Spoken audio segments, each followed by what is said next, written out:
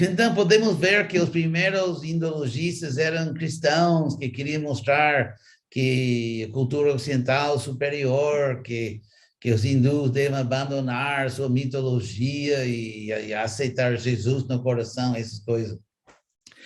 Mas é interessante que daí o cristianismo perdeu seu status no mundo acadêmico, e quem sentou-se no trono foram assim os seculares. Então, a interpretação, o filtro cristiano, digamos, filtrando a cultura védica por um lente cristão, isso foi daí substituído e o novo filtro foi marxismo, ou interpretação freudiana, o materialismo, positivismo lógico, todas essas viagens, digamos, em última instância, ilógicas. Mas o denominador comum, sou português, né? O denominador comum foi sempre que o direito da academia de intelectualmente colonizar a Índia. Que a Índia nunca podia falar com sua própria voz. Que os ocidentais tinham que governar a interpretação da Índia. E por isso, é como os sabores de sorvete, né? Tinha o sabor do mês. Então, qualquer assim chamada filosofia materialista que fosse de moda, que estivesse de moda, toda a história primordial, sagrada da Índia tinha que passar por esse lente. Cada moda intelectual tinha direito a reinterpretar a Índia e governar a interpretação respeitável da Índia. Como, então, assim mesmo, os materialistas se colocaram a si mesmos como os porteiros da objetividade. Que ninguém passa para a objetividade sem passar pelos porteiros, guardiões da objetividade, que filosoficamente é uma ideia completamente absurda, ilógica, e uma criança pode derrubar essa ideia com um pouco de filosofia. Mas assim foi, então, a ideia realmente é se a Índia, no sentido filosófico, ontológico, se tem direito a explicar-se a si mesmo. E claro que, por exemplo, eu não sou, vamos dizer, italiano, quase, mas não sou.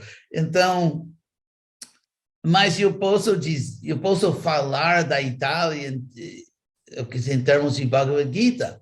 Então, também não podemos também chegar a uma posição absurda de correto, politicamente correto, que uma pessoa nunca pode comentar sobre ou analisar qualquer grupo que não seja seu grupo. Que também é absurdo, porque a ciência é ciência. Mas no caso da indologia, o problema não é simplesmente que uma comunidade está exigindo o direito de explicar outra comunidade, mas que a explicação é muito subjetiva. Por exemplo, vamos falar de ciência. Se, por exemplo, existe a ciência de, como se diz em português, de datação por carbono, isso está certo? Datação por carbono. Sim. Estou falando com um de vocês. Então, agora, se a datação por carbono, se esse processo é válido, É válido em todo o país. Eu nem sei em qual país foi inventado, descoberto, porque é ciência. Ou, por exemplo, medicina que realmente funciona. Então, mas no caso da interpretação moderna, pós-moderna, estruturalista, freudiana, marxista, blá, blá, blá, blá, blá, o problema é que essas explicações não são ciência, são completamente subjetivas. Por exemplo, Marx operava com uma sociologia completamente anacrônica. A informação sociológica, psicológica, psicossociológica, a informação disponível para Marx agora é considerada completamente primitiva. Era da pedra. E o mesmo com Darwin, Bacta Carlos Darwin, que a informação que ele tinha da biologia, da microbiologia, agora é considerada muito primitiva, muito anacrônica.